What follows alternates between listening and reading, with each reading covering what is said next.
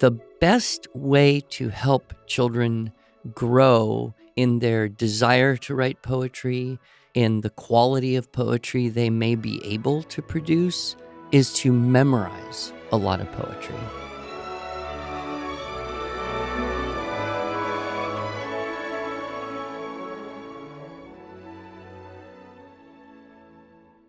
Hello, and welcome to the Arts of Language podcast with Andrew Pudewa, founder of the Institute for Excellence in Writing, or as many like to say, IEW. My name is Julie Walker, and I'm honored to serve Andrew and IEW as the Chief Marketing Officer. Our goal is to equip teachers and teaching parents with methods and materials which will aid them in training their students to become confident and competent communicators and thinkers.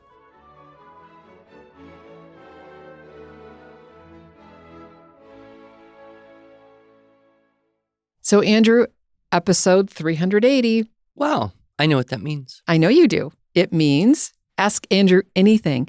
And I have some questions for you, but I also have some interesting facts and a joke. Well, I would be very happy to hear all of that. Okay, great. And I like these episodes. I know you do. Because, it's just a little more relaxing. You never know where it's going to go. A little bit more like an adventure. Are you going to start with the interesting facts or the joke?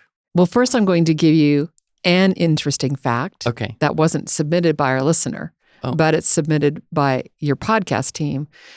We are 20 episodes away from a landmark podcast, episode 400. Oh, I bet you got something really special planned for that. I do, and I want to start leaking out the word of what we're going to do. We're going to do a live call-in show. Oh, good. So this will be very different and a little risky, but we're going to play it live and then, of course, use the recording for later.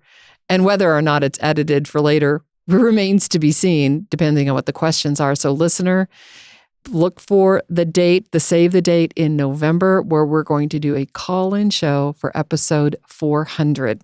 So I'm excited about that. Well, so if it's call-in, will it be also live broadcast? Like Yes. People will be listening live? Yes. Wow. So we can't rely on editing to save ourselves. No, we can't. All right. Well, that will be exciting. Okay, I have another fact for you that I thought was really interesting. Dear Mr. Pudewa, did you know that the herb costmary is also called Bible leaf? Because it used to be pressed in Bibles to ward off book lice. Oh, my. I know, well, right? That's kind of an inside joke. The only people who would recognize book lice instantly are those who have started the Teaching, Writing, Structure, and Style seminar. Right. But so that's interesting. What was the name of the herb? The herb is called costmary. Costmary. How's it spelled? Costmary. Oh, I don't know. Just like it sounds. Yeah, just like it sounds. And it wards off book lice. Yeah. I wonder if you can take it as an anti-parasitic herb, too. I mean, it must be good for something, but that's so funny because a Bible would be, for many families, the oldest book they owned because they're passed on generation to generation. Yeah. And it would also be probably the one with the thinnest, most tasty little pages. Yes. For the, tender filaments of pages for those book lice to chew up. And, So let me just finish her comment and then I'll let you know who this is from. My ears perked up at the phrase book lice, which frankly has given me the heebie-jeebies ever since completing the Teaching, Writing, Structure, and Style. Yes, we've plagued a lot of people with that. And this is from Juliana, which that's my name, Julianne. All right. So here's a joke from the Gates family. All right. You ready? I am. Actually, I should have you tell. You're so much better at telling jokes. No, you tell the joke because I might not ever have heard it before, and that would be a remarkable thing. Yes. If you had a joke that I've never heard. Well, it's a riddle. Oh, okay. I don't like riddles. I'm not smart. All right, go. Did you hear that round hay bales are outlawed? Round hay bales are outlawed. Yeah.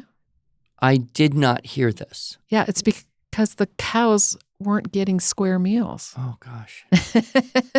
So they've outlawed them here in Oklahoma. Well, that's not true at all. No, it's not and true. And as a person who knows a bit about the cattle business, round hay bales are very convenient because they're huge and massive, and you can buy them a lot cheaper than smaller square hay bales. And if you're feeding cattle, you don't even really have to cover it because, it can get wet and that's okay. But if you're feeding horses, you can't let your hay get wet because then it gets mold and it messes up with their whole health and digestion and system. So Gates family, Andrew does indeed know a thing or two about raising cattle. Yeah, so square meals, yeah. That's a good one. I wonder where that expression came from, like 3 square meals. It's got to have originated somewhere, and now it's just an idiom that nobody knows. What does it mean? Yeah, because 3 and square doesn't right. I mean, have what any is square? correlation Complete? at all. Square would be complete. Yeah. Anyway, so many jokes are connected with idioms. Yes, it's true. So my grandson, Aiden, 10 years old, succeeded in telling me a joke I had never heard before. Remarkable. I was stunned.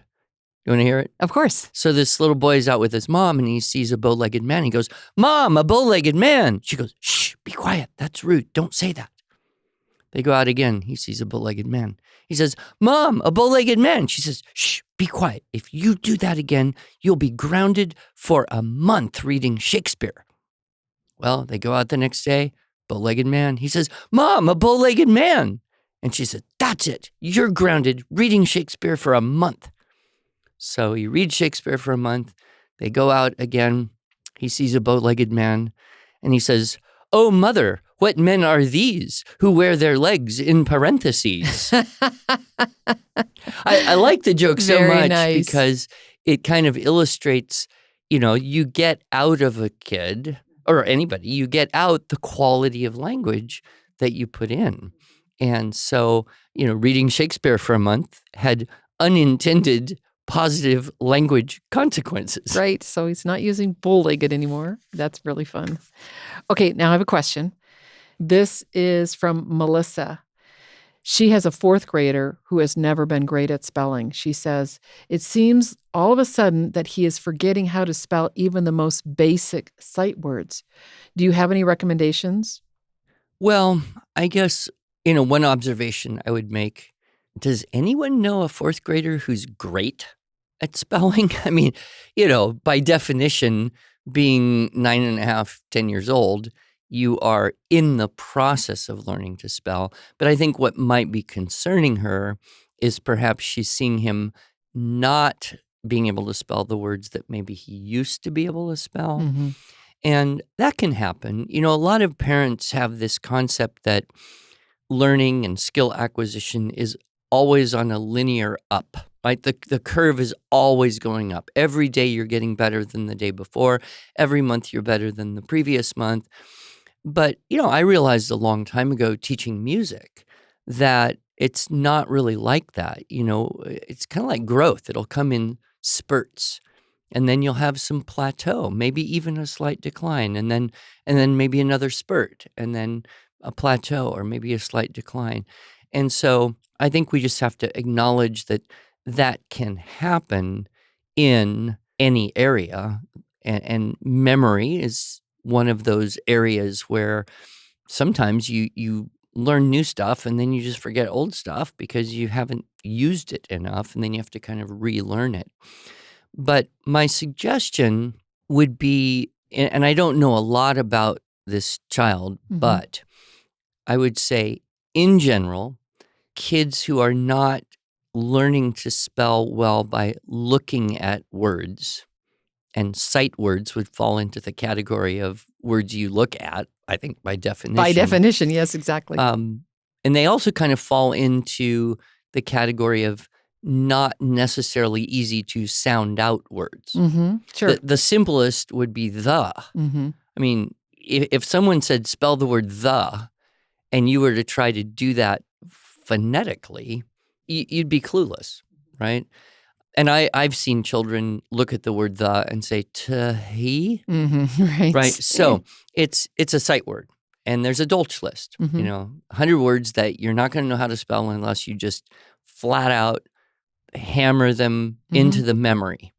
You can't fall back on phonics or intuitive phonic knowledge so I would say what's needed here is higher repetition.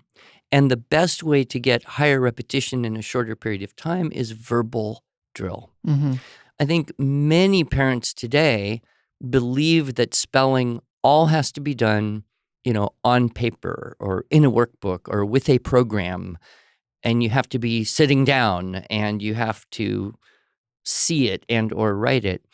But a long time ago, people used to use as a primary method of learning to spell a verbal drill. Sure. And I grew up with this. I've talked about this before, I'm sure, but I always got 100% on the spelling test at school. But I don't remember studying them or doing anything myself. What I do remember is my mother somehow got a hold of the list, and she would just drill me on these words when we were just doing stuff, driving in the car, or sitting on the couch, or, chopping vegetables in the kitchen, just as a part of daily life. I wasn't homeschooled. This was just, around the edges of life. And so she would just make me spell out loud the words. And if I got it right, she'd say, that's right. And if I got it wrong, she'd spell it, make me repeat it. So then there was this, 2-to-1 ratio. I would spell it incorrectly. She would spell it correctly. I would repeat that back. So I'm hearing it twice correctly to undo the incorrect guess that I made. And so you want to think about that. You want to think about the ratio of correct input to correct output. People often have said, and this is, kind of in the music world, you'll hear people say, practice makes perfect. Well, no, practice makes permanent. Right. So whatever you do again and again, that's the way you'll do it the next time, unless there's a correction element. And the more times you've done something incorrectly, whether it's play a sequence of notes or spell a word or, say a sentence with faulty grammar, well, the more times you do it, the higher the ratio of correct you have to undo the incorrect. I have a question for you about that. Yeah. You're the brain expert, or at least more knowledgeable than anyone else in this room. I've heard that if you learn something, you're literally making ruts in your brain. I don't know that ruts is a particularly good word because of the image that it evokes. But what happens is when you experience any type of sensory stimulus, you see something, hear something, feel something, taste something, whatever, or you do something with your body, using your mouth or your hands, your feet, or whatever, to experience or do that thing, sensory input, motor output, neurons have to make electrochemical connections with other neurons. There's those neurotransmitters. And the growth is when the axons of one neuron grow out and connect with the dendrite of another neuron. And then you've got, countless neurons involved in the storage of this information. And then what's really interesting is that while we sleep, we actually have a process called myelinization, which is where the protein sheath is formed that makes those connections permanent. Oh, okay. And this is why there's a lot of research to show that sleep is essential for learning. And one study, I even put this in a source text once upon a time for high school kids, showing that people who practiced a particular sequence of finger taps and then took a nap could reproduce that sequence of finger taps more accurately than students who spent the same amount of time practicing but didn't take a nap. So it's during sleep that we rebuild and that we permanentize these neural connections. I don't know if this means that you should try to get a kid to take a nap after they do spelling, or if you should do spelling at night before they go to sleep. But we do know that the proteins that will create this coding around the neural connections are really essential for memory. And then as long as those connections are maintained through repetition, then you can learn something and not forget it. Now, if the brain suffers trauma, if the brain suffers a malnutrition, either through lack of oxygens or fats or proteins or whatever nutrients it requires, then that myelinization can start to break down, much the way your muscles can break down if you stop using them, right? So, there's that need for both stimulus and repetition and good brain health. So, those are two things to consider. But, for most people, it's on the repetition side. Why is it that some kids memorize multiplication tables with a whole lot less repetition than other kids who seem to need, 10, 20 times more? It doesn't mean they're smarter. It just means that their neurons are able in that particular area of the brain that's going to store math information, able to make those connections easier. In the language and spelling part of the brain, it's a little harder because it's more inconsistent. Spelling is very disorganized when you think about it. In fact, I was talking to someone who grew up, reading, writing, speaking Spanish, and then had to learn English. It's like, this language is chaos. In Spanish, you don't really have to learn to spell because everything pretty much works. And in English, it's just one exception after another. Well, it's just because it's made up of so many different languages. Exactly. Yeah. So I would say, with this mom, understand that it's not a continuous improvement every single day. There will be plateaus and dips. Prioritize brain health and sleep, and then just squeeze in more repetition on the words that she notes are not being spelled correctly, but do it verbally and auditorily. Right. And then the child can kind of say, oh, I do know how to write this word. Stop, say it to himself, hear what he says, and then write down the letters he heard himself say to himself. And I remember actually doing that in 4th grade. The teacher would say, okay, children, the next word is special. And I would think, I know this. And I would whisper it to myself, SPECIAL, because my mom had drilled me on it. It had nothing to do with seeing it and writing what I was seeing. It was all for me being able to pull out sequentially stored information that was stored verbally and auditorily. I would be remiss if I did not mention our Phonetic Zoo You spelling program, which is based on that very idea. It's an auditory spelling approach. And we have a link to the whole talk, Spelling in the Brain, and maybe we can put that in the show notes because that's a really good, detailed, full out, 80 minutes probably. It's a long talk, but good. Spelling in the Brain. Melissa has a second part of the question. Oh, okay. That you've kind of already answered, but she actually already almost answers herself. She says, we use structure and style for students. I'm assuming year 1, level A. Should I just correct his misspellings on his rough draft or have a big spelling lesson about them? My thought is that would discourage him from enjoying writing. Yeah. So one of the things I make the point in the Spelling in the Brain is that composition and spelling are entirely different brain functions. They don't even happen in the same parts of the brain.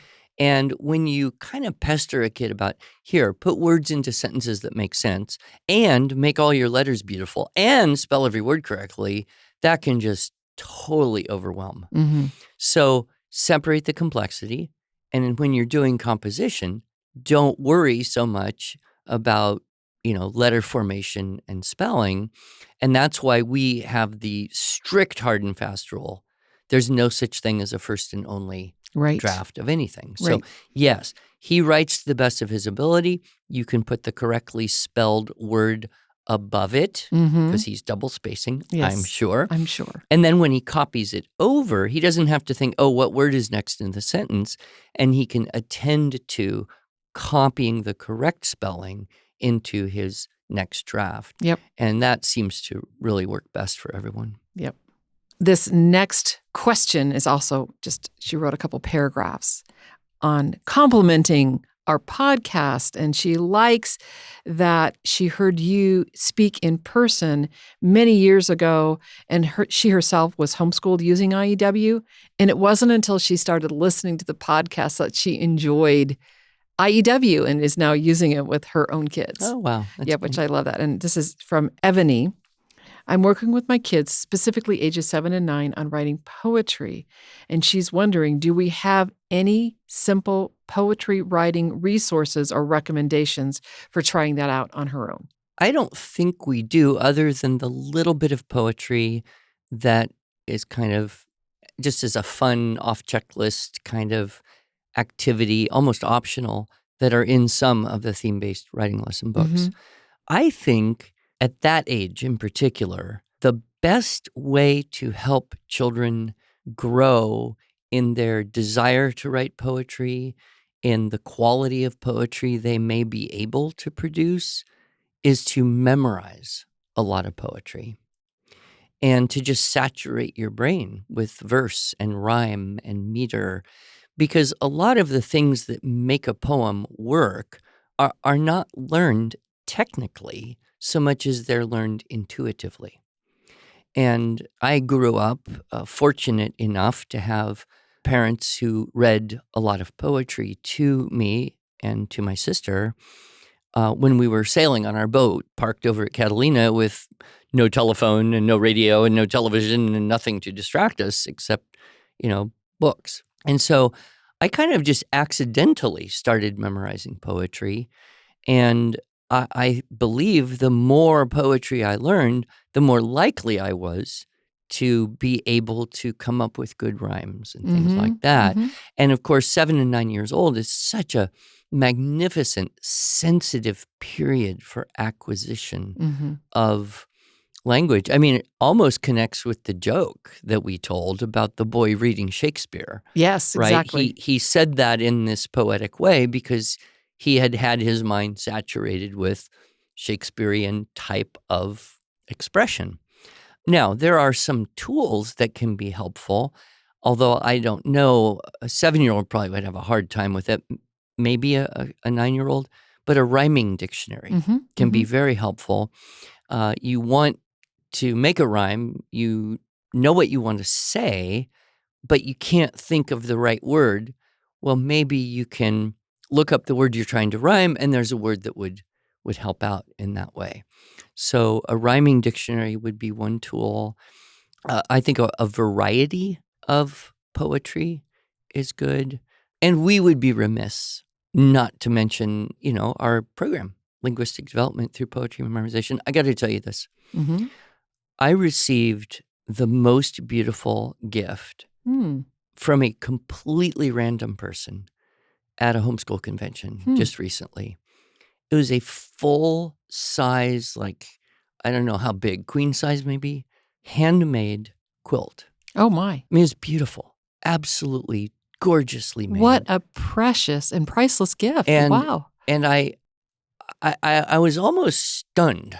Yes. Because this is by far the nicest handmade gift that I have ever received. And here's just this random person.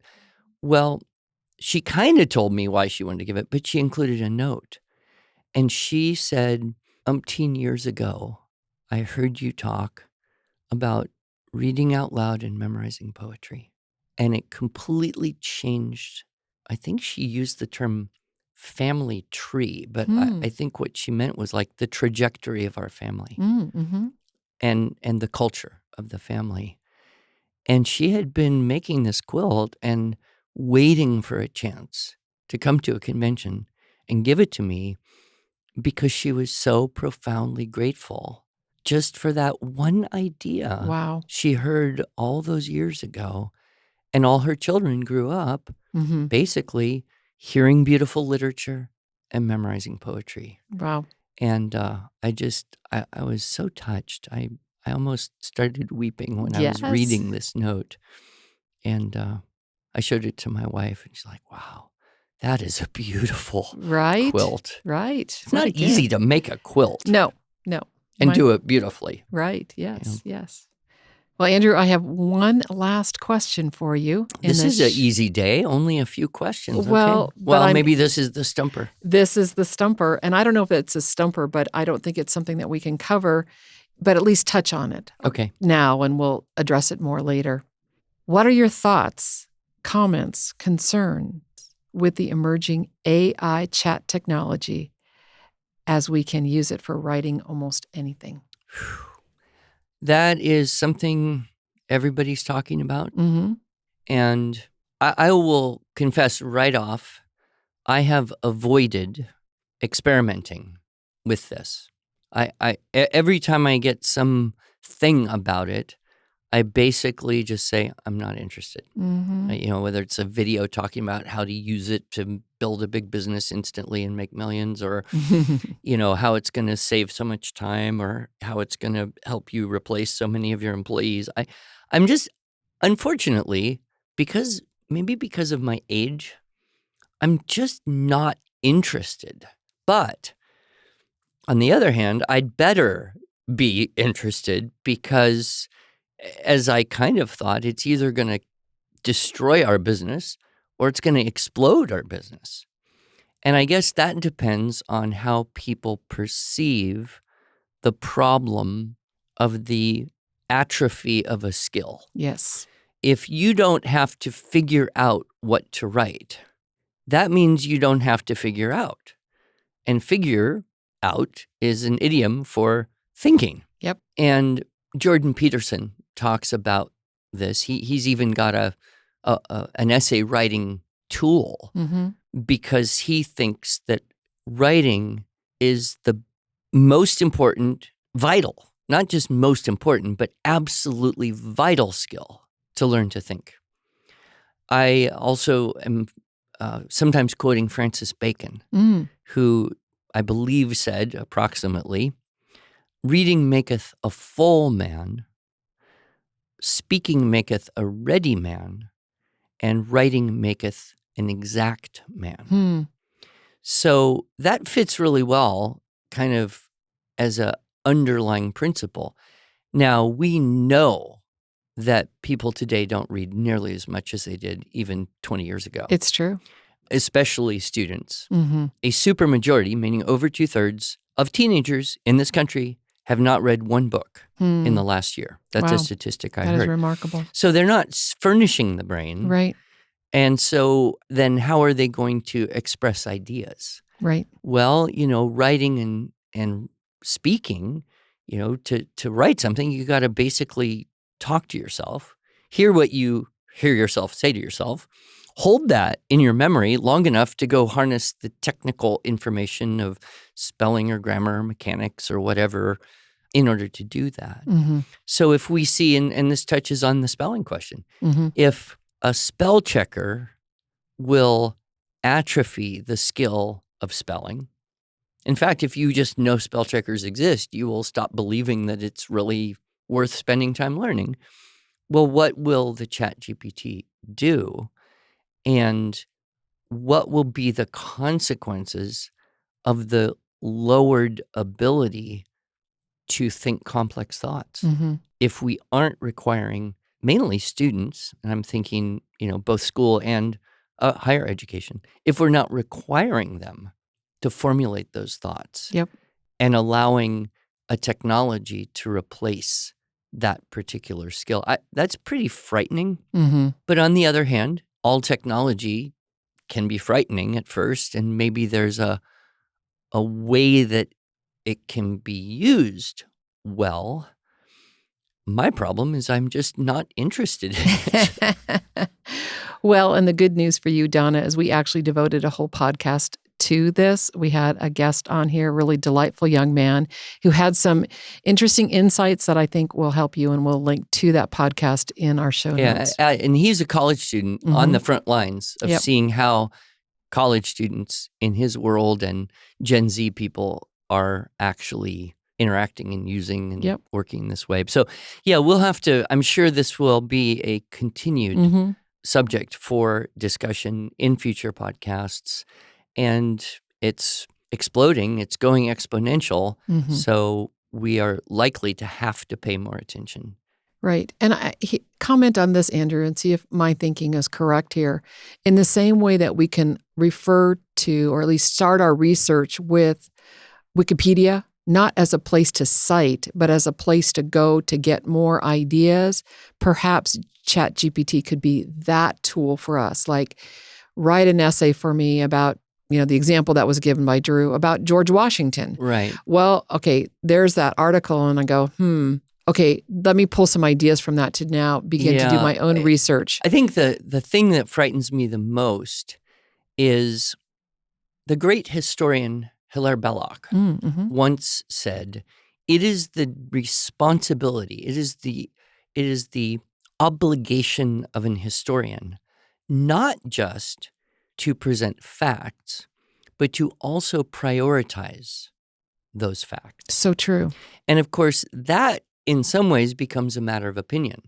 So I could imagine a student asking for information about George Washington and receiving some facts, such as, he was a slave owner, or he had a mistress, or whatever, that would be way lower in actual historical significance than other facts that may be omitted. Interesting. And I think it was Elon Musk who did come out and say, whoever controls AI will control the world. And so a poor student, I think it used to be in the good old days before the internet, we would trust books, right? We would go to the library and get a biography of somebody, and we would trust that the publisher and the author did due diligence to check the facts, to prioritize the facts, and then make those facts available and interesting to us. I grew up with a World Book Encyclopedia on my shelf. I may have read half the words in that whole encyclopedia. I read it a lot. And, I think it was very objective, and I had no reason to distrust the World Book, for better or worse. Now, it's almost as though any website you go to, you have reason to wonder if this is really an accurate presentation of information. And it's like this question everything. It's not a good philosophy of life, but it's almost necessary in today's world. And of course, I think, we see on the popular news media, basically nobody trusts some of the news, and some people trust none of the news. So it's just a different world. And I pine for, I am nostalgic for the World Book that I could trust. And I don't know that we'll be able to trust either Wikipedia or ChatGPT to get the prioritizing of information appropriate to the level of the student and the inquiry. And, probably a whole lot of ChatGPT is going to be, how well can you get at using this, right? If you just say, write me an essay on blah, blah, blah, that's like saying to your kid, go clean the house, right? Whereas if you say, please clean the bathroom and this is how you do it. Right, exactly. Then you get a product that's closer to what you want. Same thing probably with the ChatGPT. And so I guess there's going to be a lot of products and services and people helping coach you on how to use AI. Yep. And that'll probably be helpful for a lot of us. Yep. Well, we started light and we ended ready to change the world. That's a little bit of an exaggeration. Maybe. we can sit around and hope. And we can help. Thank you, Andrew. Thank you.